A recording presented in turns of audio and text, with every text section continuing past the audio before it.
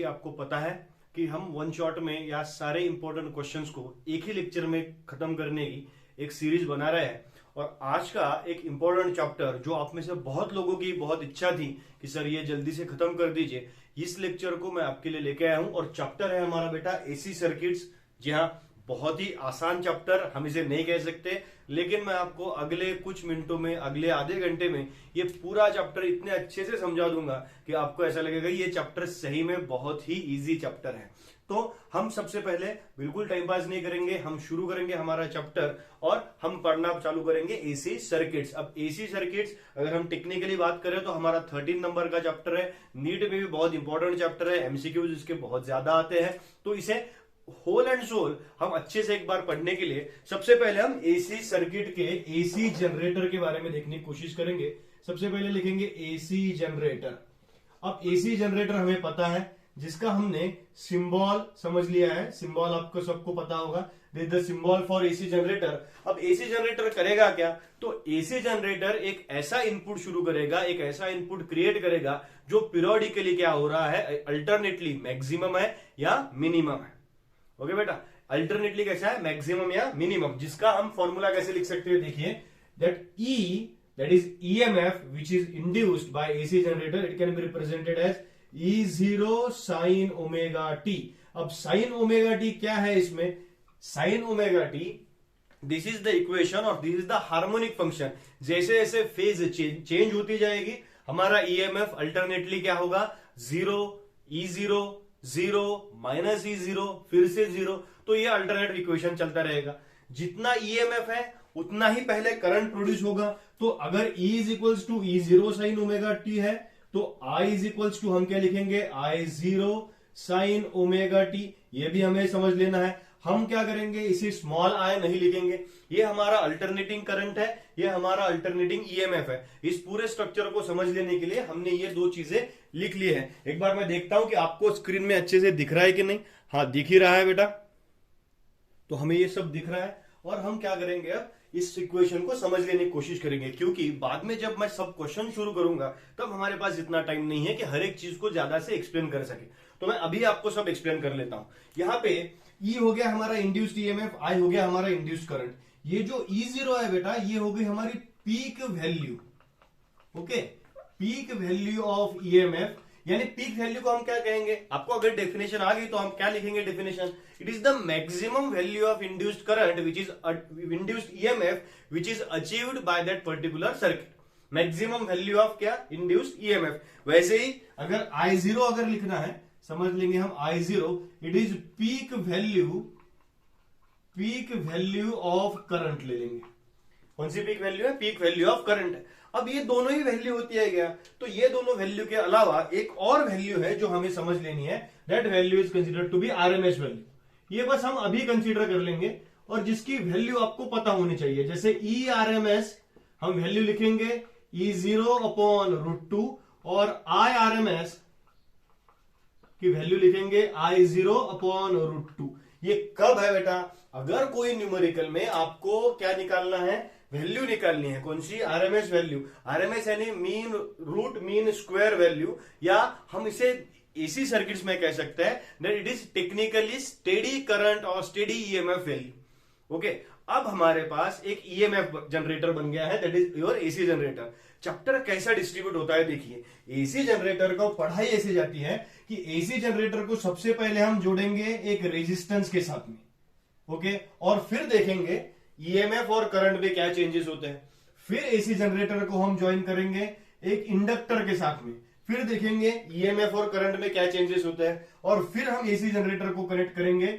ये हमारे पास कैपेसिटर था, ये हमारा हो गया इंडक्टर, और फिर कनेक्ट करेंगे एक कैपेसिटर को, और फिर देखेंगे हमारे EMF में और करंट में क्या चेंजेस आते हैं। और फिर अगर चेंजेस हमें समझ में आ गए तो हम इसे LCR, इन तीनों को एकत्रित और कंबाइनली क्या करेंगे, उसे कनेक्ट कर लेंगे। और कंबाइनली अगर उसे हमने कनेक्ट कर लिया तो फिर हमारे पास एक इंपीडेंस नाम के एक स्ट्रक्चर मिलेगा। तो ऐसे इसके 4 से 5 बड़े बड़े, और लोगों को ऐसा लगता है, मुझे पता नहीं क्यों लगता है कि हार्ड क्वेश्चन है बेटा, बहुत ही सिंपल क्वेश्चन है, मैं आपको बता दूंगा। आपको बस कुछ चीजें ध्यान में रखनी है मेरे साथ चलते हुए। जैसे ये एक टर्म है, जैसे एक ओम्स लॉ हमने E is equals to I R करके लिखा था, तो हमेशा याद रखना that EMF is equals to current multiplied by क्या होता है, अपोजिशन होता है, करंट मल्टीप्लाइड बाय अपोजिशन। तो हम इस फॉर्मूला को जब रेजिस्टेंस है तब कौन सा अपोजिशन है वो देखेंगे, जब इंडक्टर है तब कौन सा अपोजिशन है वो देखेंगे, जब कैपेसिटर है तब कौन सा अपोजिशन है वो देखेंगे, और सारे इक्वेशंस को मैं अच्छे से आपको पढ़ा दूंगा।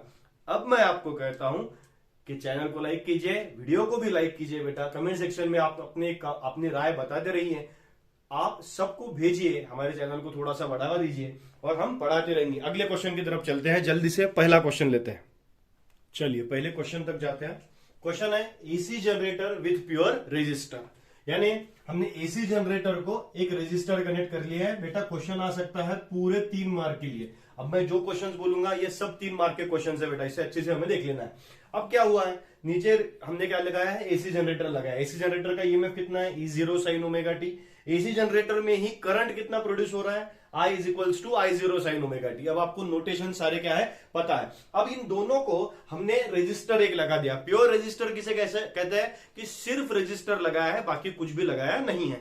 तो अब हमें कैलकुलेट क्या करना है ये हम समझ लो पहले, सबसे पहले कि इस रेजिस्टर के वजह से इस ईएमएफ या करंट पे कुछ फर्क पड़ा है कि नहीं पड़ा है। ओके ये सबसे पहले तो ये क्वेश्चन ही नहीं समझता है लोगों की, क्वेश्चन क्या हम सवाल क्या कर रहे हैं एग्जैक्टली। तो आपको समझ में आ गया अब हम क्या कर रहे हैं करके।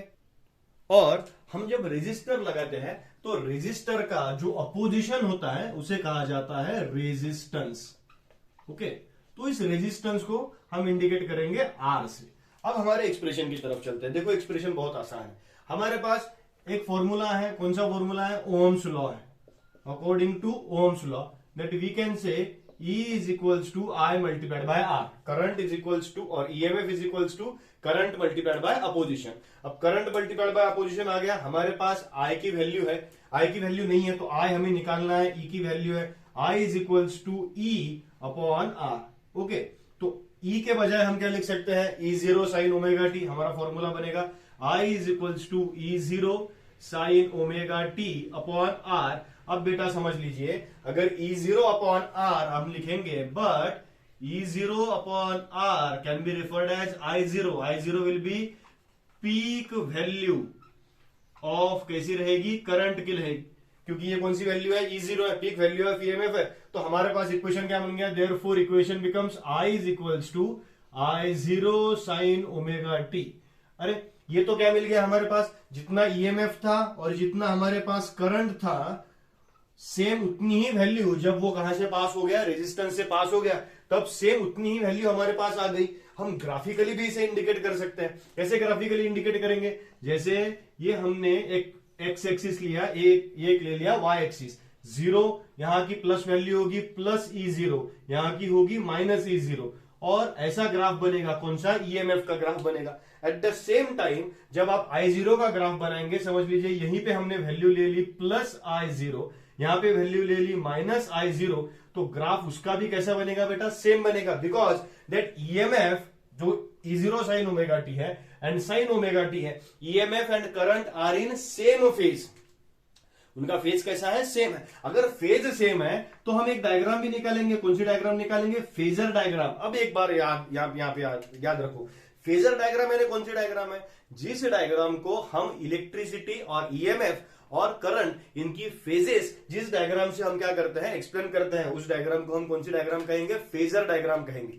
समझ में आ गया। तो फेजर डायग्राम कौन सी, अब फेजर डायग्राम में हम क्या करेंगे, ये हमने एक्स एक्सिस ले लिया, ये हमने ले लिया वाई एक्सिस, इन दोनों को हम समझ ले। अब यहां पे एक लाइन ड्रॉ कर ली जो इंडिकेट कर रही है E0, उसी फेज पे मैं क्या ड्रॉ कर लूंगा, I0 ड्रॉ कर लूंगा। ओके ये समझ लीजिए हमारा E is equals to E0 sine omega t का है, ये हो गया हमारा I is equals to I0 sine omega t. अब इन दोनों फेजेस को समझ लीजिए कि both EMF and current are in same phase. आपको लिखना क्या है एग्जाम में कि भाई इसका रेजिस्टेंस जो होता है वो आर होता है, और रेजिस्टेंस वैसे उसका कैसा है, निग्लिजिबल है, because E M F and current remain in same phase. So ये क्वेश्चन हो गया आपका A C generator with pure resistor. जितना ये क्वेश्चन आपको आसान लग रहा है उतने आसान इसके आगे के क्वेश्चंस नहीं है, क्योंकि AC generator with pure inductor जब आएगा तो उसका अपोजिशन कुछ तो भी मिलेगा, क्योंकि इंडक्टर सेल्फ इंडक्शन प्रोड्यूस करेगा, तो उसके बारे में भी डिस्कशन करेंगे। ये आपको समझ में आ गया होगा होपफुली, मैंने जो लिखा है वो दिख भी रहा होगा अच्छे से,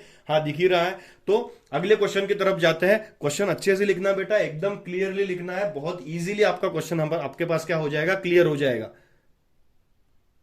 चलो बहुत ही इंपॉर्टेंट क्वेश्चन, और मेरे हिसाब से आपके एग्जाम में जो क्वेश्चन आने वाला है वो question AC generator with pure inductor, और इंडक्टर जो अपोजिशन प्रोड्यूस करेगा उसे कहते हैं बेटा इंडक्टिव रिएक्टेंस।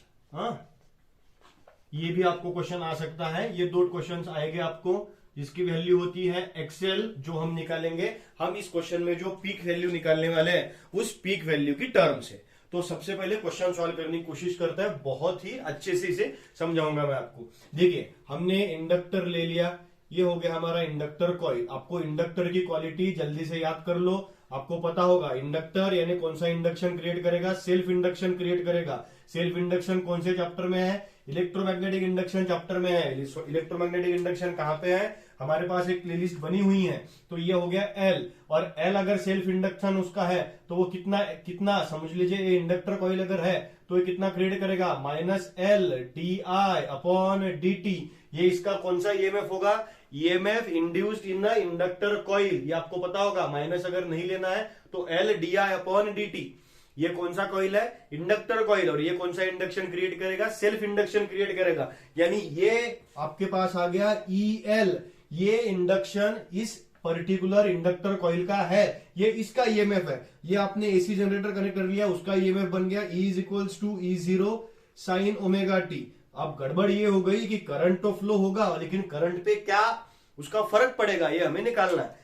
अब ये गड़बड़ इस सर्किट में ये है कि इस सर्किट में कितने ईएमएफ बन गए बेटा, 2 ईएमएफ बन गए। अब 2 ईएमएफ कौन कौन से बन गए सर्किट में, एक हो गया एसी जनरेटर का ईएमएफ और एक हो गया हमारे इंडक्टर का ईएमएफ। ये दोनों ईएमएफ क्या करेंगे, एक दूसरे को कोइंसाइड करेंगे। और Kirchhoff's KVL, Kirchhoff's voltage law, current electricity का केवीएल क्या कहता है, according to Kirchhoff's voltage law हम लिख क्या सकते हैं, that E of EMF plus EL of induction is considered to be 0. The algebraic sum of all the EMFs and all the potential difference across any circuit is considered to be 0.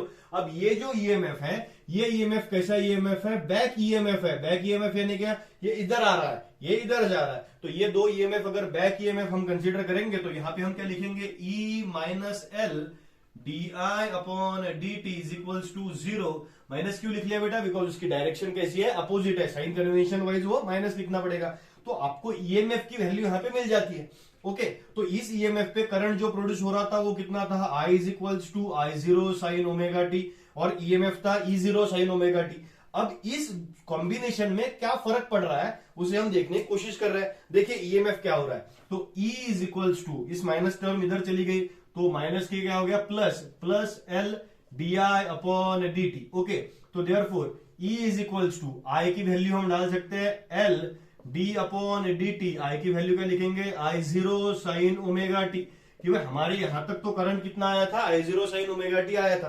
बेटा शांति से differentiation हम कर लेंगे। Therefore E = I0 बाहर, I0 क्या निकलेगा, बाहर निकलेगा, ओमेगा बाहर निकलेगा, और साइन का डेरिवेटिव क्या बन जाएगा, कॉस। तो we can say that ωL × I0 क्या, cos ωt = क्या बन गया, E बन गया। अब इसे जरा अच्छे से देखना है। ओके, यहां तक तो हम बन गए। cos ωt, इफ देखिए, इफ cos ωt = कितना आ गया, 1, तो E = क्या बनेगा, E0 = ωL I0। ये मैंने ऐसा क्यों लिखा, E0 = ωL I0, ऐसा मैं क्यों लिख रहा हूं, बिकॉज ये कौन सी वैल्यू है बेटा, पीक वैल्यू है। ओके, ये याद रखना, यहां पे काम आएगी। कौन सी वैल्यू है हमारी, पीक वैल्यू है। पीक वैल्यू कौन सी, ईएमएफ की। ओके, तो पीक वैल्यू ईएमएफ की है, यहां पे अगर डाल दिया तो वो वैल्यू मिल जाती है। हम इस ωL I0 के बदले क्या डाल देंगे, E0 डाल देंगे, यहां पे सब्स्टिट्यूट कर लिया। देयरफॉर E = हमारे पास मिला E0 कॉस ओमेगा टी, लेकिन E0 is equals to E0 sine omega t plus π/2, ऐसा भी हम लिख सकते हैं। एक बहुत अच्छे से हमारे पास दो लाइंस मिल गई, जो हम यहाँ पे मैं देखता हूं एक बार नीचे लिख सकते हैं क्या, नहीं लिख सकते हैं, नहीं लिख सकते, ज्यादा जगह वहां पे नहीं है। लेकिन करंट कितना था बेटा, I0 sine omega T, and EMF कितना था, E0 sine omega t plus π/2। तो मैं यहाँ पे क्या लिख सकता हूं, यहाँ पे मैं लिख सकता हूं कि when it is connected to pure inductor, EMF leads the current, EMF leads the current by कितना, बाय π/2, या आप लिख सकते हैं करंट लैग्स बिहाइंड बाय कितना, π/2। ओके, तो इसका हम एक क्या निकाल सकते हैं, एक फेजर डायग्राम भी हम निकाल सकते हैं। समझ लीजिए हमारे पास एक्स एक्सिस है, ये हमारे पास है वाई एक्सिस। अब हम क्या करेंगे, ये अगर आपका E0 हो गया तो लैगिंग बिहाइंड कौन है, I0 है, बराबर कितने से, π/2 रेडियन से वो क्या हो रहा है, लैग हो रहा है नहीं। तो this indicates that it is a inductor, AC generator with pure inductor. अब यहां पे एक चीज भी है कि आपको इसका अपोजिशन भी मिल रहा है, कौन सा अपोजिशन है, इंडक्टिव रिएक्टेंस है। और इंडक्टिव रिएक्टेंस आपको कहां से मिलेगा, मैंने बोला था पीक वैल्यू से मिलेगा। तो E0 is equals to omega L into I0। इसे कंपेयर किससे करेंगे, इसे कंपेयर कीजिए आपके स्टैंडर्ड इक्वेशन से। स्टैंडर्ड इक्वेशन है EMF is equals to current multiplied by क्या होगा, अपोजिशन। ओके, तो करंट I0 है तो अपोजिशन क्या हो गया, बराबर ओमेगा एल, यानी E/E0 upon I0 is equals to omega L. E0 upon I0 that is opposition, इसे हम कह सकते हैं inductive reactance is equals to omega L, यानी XL is equals to omega L. ये आपको इक्वेशन याद रखना पड़ेगा। ओमेगा एल इसे हम 2πf इंटू एल भी कह सकते हैं, where f is the frequency of that particular AC generator. आ रहा है ना, XL is equals to omega L या XL is equals to 2πf into L. कौन सा क्वेश्चन है, AC generator with pure inductor, बहुत ही इंपॉर्टेंट क्वेश्चन है, बहुत अच्छे से आपको बता दिया, समझ में आ गया होगा। लाइक बटन दबा दीजिए बेटा, आगे चलेंगे। बहुत यहाँ पे एफर्ट से करना पड़ता है, जब हम एफर्ट्स लेते हैं तभी हम यहाँ पे लिख सकते हैं, ताकि हमें इजीली आपको बताया जा सके। एक सबसे पहले ये भी याद रखिए हमेशा, हम पूरा सीईटी का एमसीक्यूज का भी यूट्यूब पे सब कवर अप करने वाले हैं, उसके बारे में मैं वीडियो डालूंगा।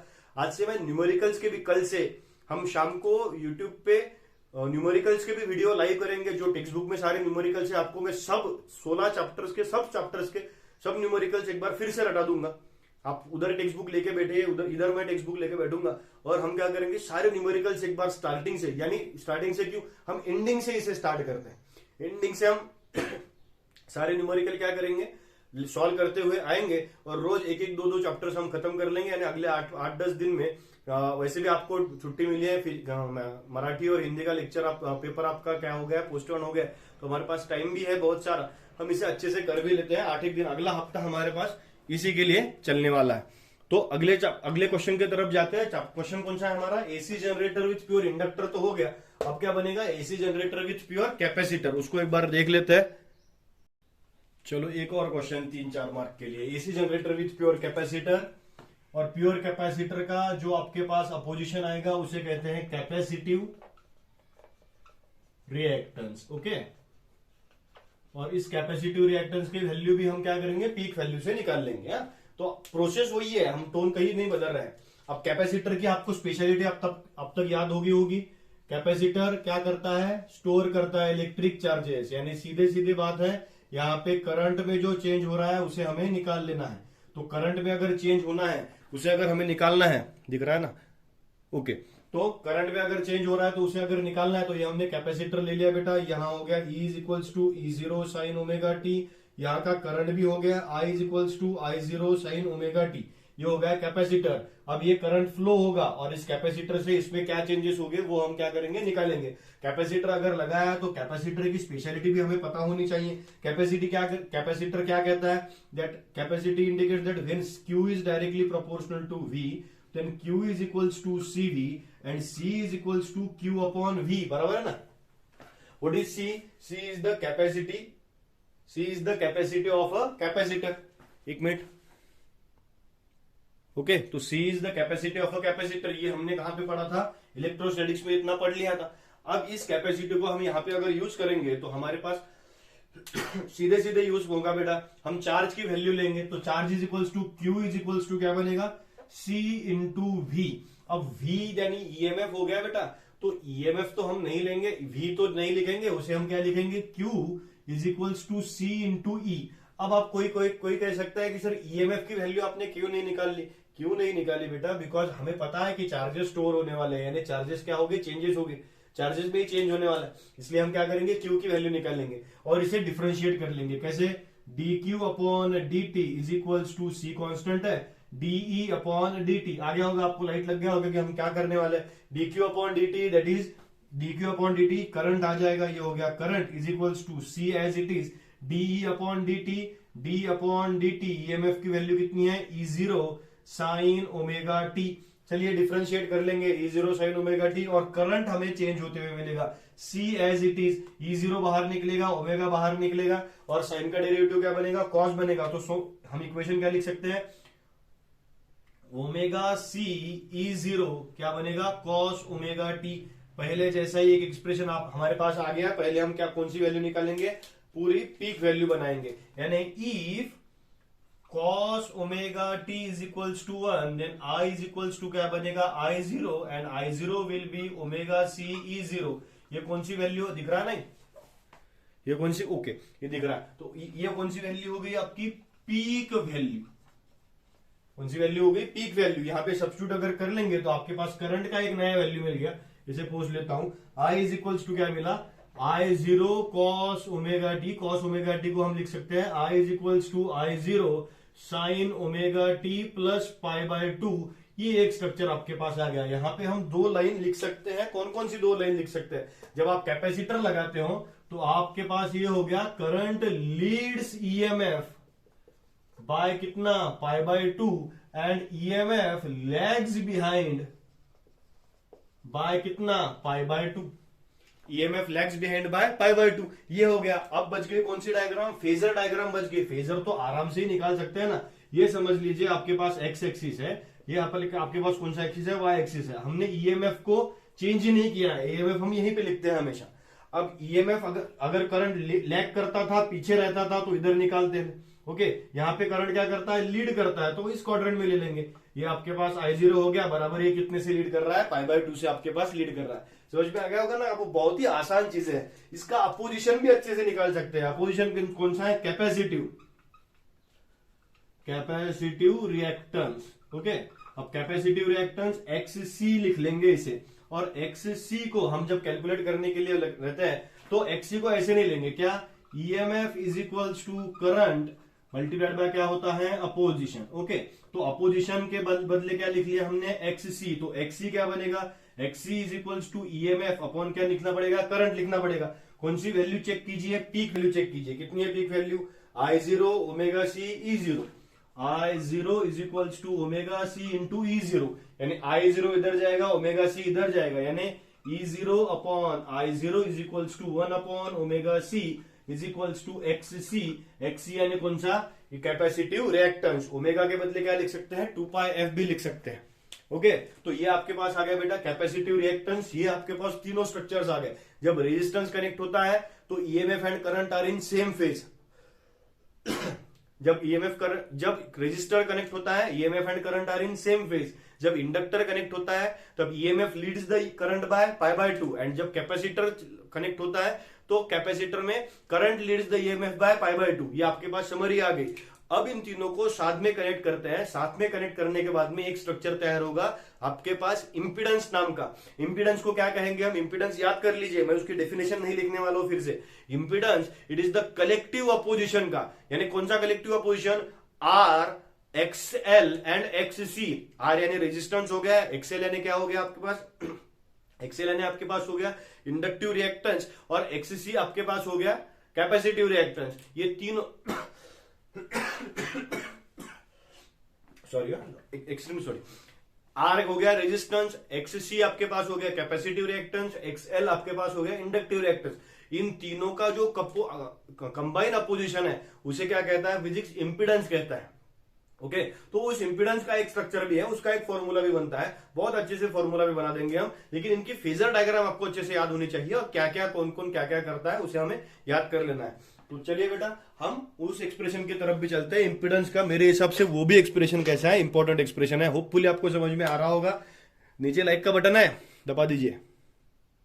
चलिए बेटा जंबो क्वेश्चन, इंपिडेंस वाला क्वेश्चन, यानी कौन सा सर्किट बनेगा, एलसीआर सर्किट बनेगा। मेरे साथ में सब एलसीआर सर्किट को एक बार अच्छे से देखेंगे और याद करेंगे। ये कर लिया कनेक्ट, ये कौन सा है बेटा एल, ये आ गया सी और ये आ गया आर। ओके नीचे हमें कनेक्ट कर लेना है AC generator. Okay AC generator को अच्छे से याद करेंगे। E is equals to E0 sine omega t, क्या होता है EMF. I is equals to I0 sine omega t, क्या होता है इसका करंट। अब एल सी आर, हर एक चीज को अच्छे से याद करेंगे। एल में होता क्या था, ईएमएफ लीड करता था, EL और करंट समझ लीजिए यहां पे रहता था। EMF leads the current by pi by 2। यहां पे क्या होता था, यहां पे अगर हमने कैलकुलेट करते हुए यहां पे नीचे कौन जाता था, यहां पे नीचे चला गया यहां पे ईएमएफ, ये अगर करंट हमने कंसिडर कर लिया तो ईएमएफ लैग्स बिहाइंड, यानी ईसी कहां गया, नीचे गया। और रेजिस्टेंस में EL और ER और IR दोनों कैसे थे, इन सेम फेज थे। ये इंपॉर्टेंट है। अब हम अगर ऐसा लिख लेंगे EMF is equals to current multiplied by opposition अगर है, तो आपके पास एक सिंपल फॉर्मूला है, E is equals to IR in terms of resistor, E is equals to I into XL in terms of inductor, E is equals to I into XC in terms of, ये हो गया resistor, ये हो गया inductor, okay और ये हो गया कैपेसिटर। ओके बहुत सिंपल क्वेश्चन है। अब ये आपके पास सब चीजें बन गई। हम क्या करेंगे, कलेक्टिव फेजर डायग्राम निकालेंगे इन तीनों की कंबाइन में। तो इन कॉम्बिनेशन को हम समझ लीजिए एक बार, ये आपके पास आ गया, ये समझ लीजिए हम एक्स एक्सिस कंसीडर करेंगे, ये आपके पास वाई एक्सिस है, और हम क्या करेंगे इस एक्सिस पे ही आई कंसीडर कर लिया हमने। तो आई में E are both are in same phase when resistance is connected, when inductor is connected EL ऊपर चला गया, और when capacitor is connected EC नीचे चला गया। अब ये एक फेजर डायग्राम आपको समझ में आ गई। ये सब फेजर डायग्राम कौन सी है, LCR की फेजर डायग्राम है। समझ लो कि हमने अज्यूम कर लिया, एक अजम्पशन छोटा सा करेंगे कि what if EL is greater than EC, तो यहां पे एक हमारे पास एक ब्रांच बन जाती है, इस ब्रांच को हम नाम दे सकते हैं EL माइनस EC। ओके तो हमारे पास अब ये दो वेक्टर्स बन गई, एक है ER, एक है EL minus EC, both vectors are starting from same origin, तो इनका रिजल्टेंट ये होगा E0 and this will be the resultant. इस रिजल्टेंट को कैलकुलेट करने के लिए इसका सामने का वैल्यू की, यहां की वैल्यू क्या आएगी, EL माइनस EC। अब इस डायग्राम में बहुत ही आसानी से हम कौन सा थ्योरम लगा सकते हैं, पाइथागोरस लगा सकते हैं। हमारे पास इक्वेशन क्या मिलता है, E0 और E कह लेंगे। E0 क्यों कहते हैं, क्योंकि आपको पीक वैल्यू लगेगा। तो E square is equals to, पहली ब्रांच कौन सी है, ER square plus in bracket क्या, EL माइनस EC, ब्रैकेट का क्या हो गया, स्क्वायर हो गया। ओके तो E स्क्वायर यानी क्या बन गया, I E current multiplied by opposition, I multiplied by opposition कितना है Z, तो I square Z square. Okay क्यों Z कौन सा है, इंपिडेंस, कलेक्टिव अपोजिशन है। ER को हम लिखेंगे I square R square plus in bracket क्या लिखेंगे, I square XL square minus I square XC square. सब तरफ से क्या गायब हो जाएगा, I स्क्वायर गायब हो जाएगा, तो बचेगा क्या, Z square is equals to R square plus in bracket XL minus XC, bracket का क्या बन गया, स्क्वायर बन गया। ओके बन गया। लेकिन आपको कौन सी वैल्यू निकालनी थी, Z स्क्वायर की निकालनी थी क्या, नहीं Z की निकालनी थी। So Z becomes under root R square plus XL minus XC bracket square, this is the value for impedance of the circuit. अब आपके हिसाब से है कि आप कौन से इक्वेशन में अगर R नहीं है, प्रेजेंट नहीं है, सिर्फ LC सर्किट है, तो उसका इंपिडेंस ये बन जाएगा। यानी सिर्फ अगर LC सर्किट है, ओके सिर्फ LC सर्किट अगर है, तो Z is equals to square root of R नहीं बनेगा, XL minus XC bracket square, तो जेड इज इक्वल्स टू क्या बनेगा, एक्सएल माइनस एक्सी। ये चीजें आगे आसान हो जाती है। ओके, तो ये एक फैक्टर इसमें है। तो ये हो गया आपका इंपीडेंस का, इंपीडेंस ट्रायंगल भी कह सकते हैं, इसे हम इंपीडेंस ट्रायंगल कहते हैं। ओके, इसकी डायरेक्शन भी आपके पास पैरेललोग्राम लॉ के हिसाब से निकलेगी, लेकिन अभी हम उस पर डिस्कशन नहीं करेंगे।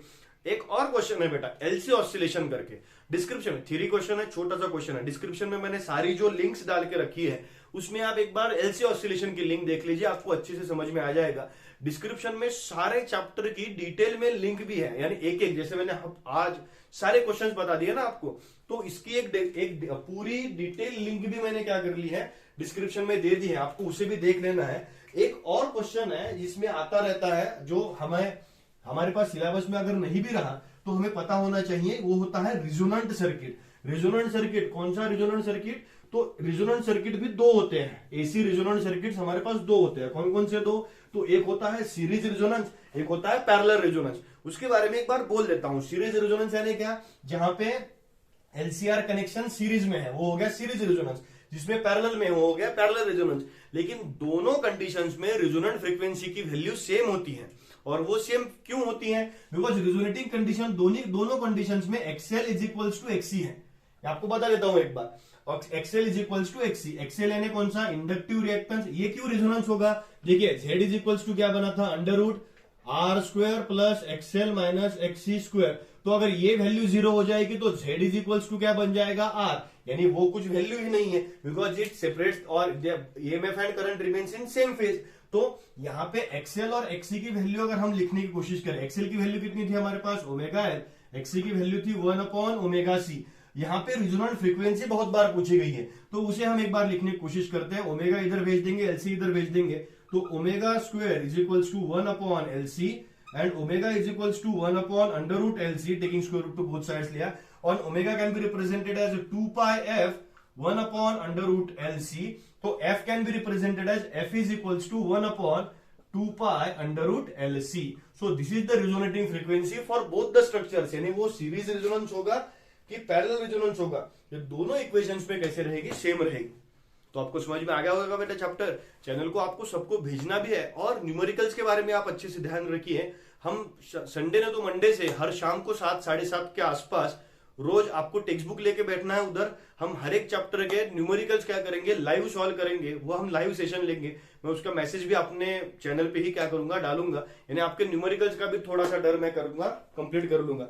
आपको होपफुली समझ में आ गया होगा। कल एक और लेक्चर के साथ में आपके पास मिलूंगा।